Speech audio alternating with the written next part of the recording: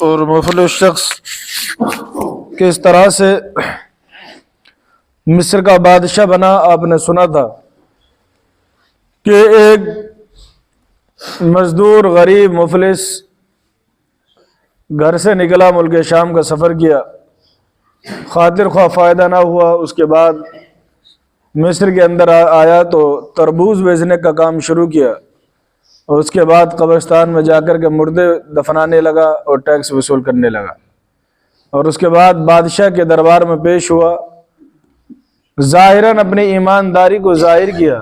بادشاہ کا انتقال ہوا اور کچھ دن کے بعد فرعون، جس کا نام ولید بن مصعب تھا، وہ خود مصر کا بادشاہ بن گیا۔ اللہ تعالیٰ جب کسی کو دولت اور ثروت سے نوازتا ہے نا، یا کسی کو عزت سے نوازتا ہے، تو اللہ کے بندوں میں سے بہت کم بندے ایسے ہوتے ہیں جو دولت اور عزت کی ٹکر سنبھال پاتے ہیں، ورنہ اکثر جو ہے وہ غرور اور تکبر میں مبتلا ہو جاتے ہیں۔ جن کے گھروں میں کھانے کے لیے پہلے کچھ نہ تھا، لیکن جب تھوڑی دولت ملی تو اب انہیں اپنے سے کم دولت والا تو کبھی راس ہی نہیں آتا ہے، اسے تو کیڑے مکوڑوں کی طرح سمجھتے ہیں۔ تکبر اور غرور یہ انسان کو برباد کرنے کا پہلا زینہ ہے۔ جب انسان کے دل میں نخوت پیدا ہو جاتی ہے تو وہ اس کے دن جو ہے وہ بربادی کی طرف چلنے شروع ہو جاتے ہیں۔ فرعون جو مصر کا بادشاہ بنا، اس سے پہلے اس کے کارنامے ایسے نہیں تھے، لیکن جب یہ مصر کے تخت پر بیٹھا تو اس کو سب سے پہلے یہ لائق ہوا کہ اب میں ہی سب سے بڑا ہوں، اور اس نے سب سے پہلے اپنے آپ کو خدا ہونے کا دعویٰ کیا اور سجدہ کرانا شروع کیا۔ اس لیے اگر اللہ رب العزت کسی بھی چیز سے نوازے تو کبھی بھی اللہ رب العزت کی بارگاہ میں اپنے آپ کو بڑا اور اپنے آپ میں غرور اور تکبر نہیں کرنا چاہیے۔ کبر جو ہے یہ اللہ رب العزت کی صفت ہے، بڑائی جو ہے وہ اللہ رب العزت کے لیے خاص ہے، بندے کے لیے جائز نہیں ہے کہ وہ کبر میں مبتلا ہو۔ آیت کریمہ کا ترجمہ تھا جس میں اللہ رب العزت نے فرمایا، جب ہم نے تم کو فرعون والوں سے نجات بخشی کہ تم پر عذاب کرتے تھے، تمہارے بیٹوں کو ذبح کرتے اور تمہاری بیٹیوں کو زندہ رکھتے، اور اس میں تمہارے رب کی طرف سے بڑی بلا تھی۔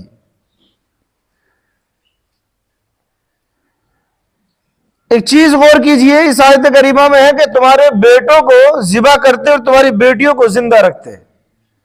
یہ تو بنی اسرائیل کا طرز تھا کہ بیٹوں کو ذبح کرتے اور بیٹیوں کو زندہ رکھتے، لیکن اہل عرب کا طریقہ یہ تھا کہ وہ بیٹوں کو زندہ رکھتے اور بیٹیوں کو دفن کرتے تھے۔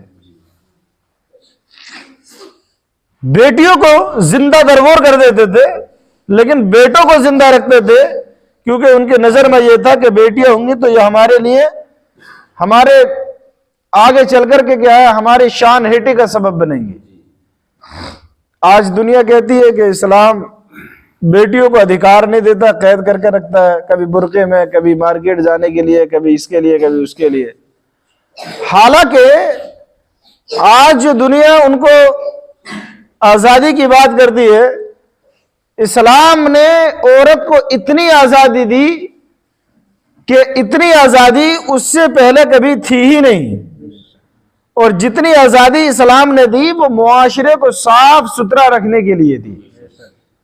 جو خرابیاں باہر پیدا ہوتی ہیں وہ اسی کی وجہ سے زیادہ تر پیدا ہوتی ہیں۔ دنیا میں صرف 3 چیز کی لڑائی ہوتی ہے، زن، زمین و زر۔ زن کہتے ہیں عورت کو، زمین اور دولت، 3 چیزوں کے لیے لڑائی ہوتی ہے۔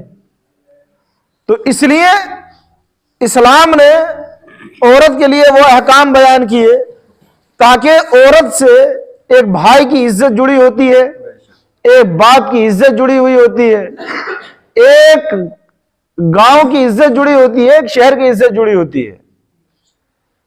جب اسی پر غلط نگاہ نہیں پڑے گی تب ایسی صورت میں بھائی کی عزت بھی محفوظ ہے اور باپ کی عزت بھی محفوظ ہے اور اس شہر کی عزت بھی محفوظ ہے۔ جب کسی ملک کے اندر کسی لڑکی کے ساتھ درندگی کی جاتی ہے تو آپ یہ اندازہ لگائیں وہ پورا ملک بدنام ہوتا ہے، پورا ملک بدنام ہوتا ہے۔ کسی شہر کے اندر اگر کی جائے تو پورا شہر بدنام ہوتا ہے۔ اسلام نے وہ راستہ ہی بند کر دیا تاکہ عزتیں سب کی محفوظ رہیں۔ آپ نے سنا تھا کہ میں نے بتایا تھا کل کہ حضرت موسیٰ علیہ السلام اس سال پیدا ہوئے کہ جس سال بچوں کو ذبح اور قتل کرنے کا نمبر تھا۔ مصر کے بادشاہ فرعون نے قبطیوں کے گھروں کے دروازے پر اپنی فوج مسلط کر دی تھی۔ سپاہی گھر کے باہر کھڑے ہو جاتے اور جس گھر میں بھی بچے کے پیدا ہونے کی آواز آتی، رونے کی آواز آتی، تو وہ اس گھر جا کر کے خود بچے کو چیک کرتے تھے کہ لڑکا پیدا ہوا یا لڑکی۔ اگر لڑکا پیدا ہوتا تو اس کو وہ اسی وقت قتل کر دیتے تھے۔ حضرت موسیٰ علیہ السلام کے والد حضرت عمران، ان کے گھر میں حضرت موسیٰ علیہ السلام کی پیدائش ہوئی۔ جب حضرت موسیٰ علیہ السلام کی پیدائش ہوئی تو آپ کے گھر کے باہر جو ہے وہ سپاہیوں کا دستہ کھڑا ہوا تھا، اور آپ کے گھر کی جو خادمہ تھی اس نے دیکھا کہ بیٹے کی پیدائش ہوئی ہے تو وہ گھبرا گئی کہ پتہ نہیں اب کیا ہوگا۔ حضرت موسیٰ علیہ السلام کے حسن کا عالم بڑا کمال کا تھا۔ اس خادمہ نے جب دیکھا تو وہ فریفتہ ہو گئی، اور حضرت موسیٰ علیہ السلام کے عشق کو، حضرت موسیٰ علیہ السلام کے حسن پر فریفتہ اور عاشق ہو گئی، اور اس کے دل میں یہ تمنا جاگ اٹھی کہ میں اس بچے کو کسی بھی قیمت پر قتل ہونے نہیں دوں گی۔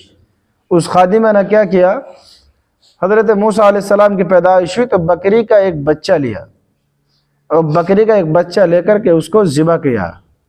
ذبح کرنے کے بعد اس کو کپڑے میں لپیٹا۔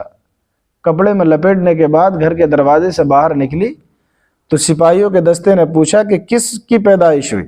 کہا لڑکے کی پیدائش ہوئی تھی لیکن میں نے اس کو قتل کر دیا ہے، اور یہ رہا، اس کو میں پھینکنے کے لیے باہر جا رہی ہوں۔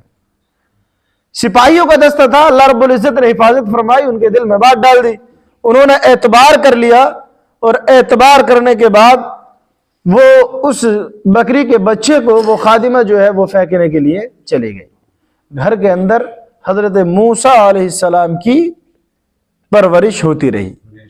حضرت موسیٰ علیہ السلام کی پرورش ہوئی، لیکن پریشانیاں پھر بھی نام رکنے کا نام نہیں لیتی تھی، کیونکہ ظاہر سی بات ہے ہر قدم قدم پر پہرا تھا، کس طرح سے بچے کی حفاظت کی جائے۔ معاملہ اتنا طول پکڑا کہ آپ کی والدہ محترمہ کو، حضرت موسیٰ علیہ السلام کو، ایک صندوق میں بند کر کے دریا کے اندر چھوڑنا پڑا۔ اور اللہ رب العزت کی قدرت عظیمہ دیکھیں کہ جو فرعون حضرت موسیٰ علیہ السلام کے قتل پر آمادہ تھا، وہی اسی فرعون کے محل میں اللہ رب العزت نے حضرت موسیٰ علیہ السلام کی پرورش فرمائی، اسی محل کے اندر۔ اور جب حضرت موسیٰ علیہ السلام کی پیدائش ہوئی تو نجومیوں نے پھر کہا تھا فرعون سے کہ آج وہ دن ہے کہ جس دن اس بچے کی پیدائش ہو چکی ہے جو تیرے تخت و تاج کو راہ کر دے گا، تیرے تخت و تاج کو ختم کر دے گا۔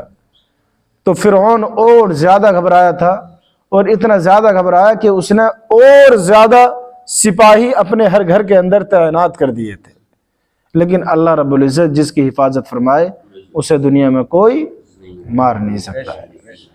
شرط یہ ہے کہ انسان، کوئی کسی کو کتنا ہی گرانا چاہے، کوئی کسی کی عزت کے ساتھ کتنا ہی کھلواڑ کرنا چاہے، کوئی اپنے دل میں کیسے ہی ناپاک ارادے رکھے، لیکن ایمان مسلمان کا اس بات پر ہونا چاہیے کہ میرا رب ہے جو عزت دیتا ہے، میرا رب ہے جو ذلت دیتا ہے، میرا رب جب مجھے بڑھائے گا تو دنیا کے اندر کوئی مجھے گھٹانے والا نہیں ہے۔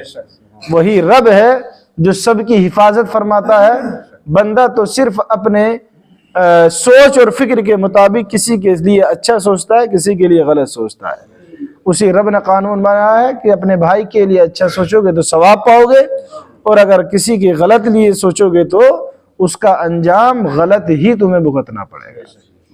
اس لیے ہمیشہ ہر لمحہ خدا تبارک و تعالیٰ کی بارگاہ کے فرما بردار اور اس کی بارگاہ میں نخوت و کبر چھوڑ کر کے کیا ایک عاجزی اور انکساری والا بندہ بن کر زندگی گزارنا چاہیے۔ اللہ تعالی ہم سب کو عمل خیر کی توفیق عطا فرمائے۔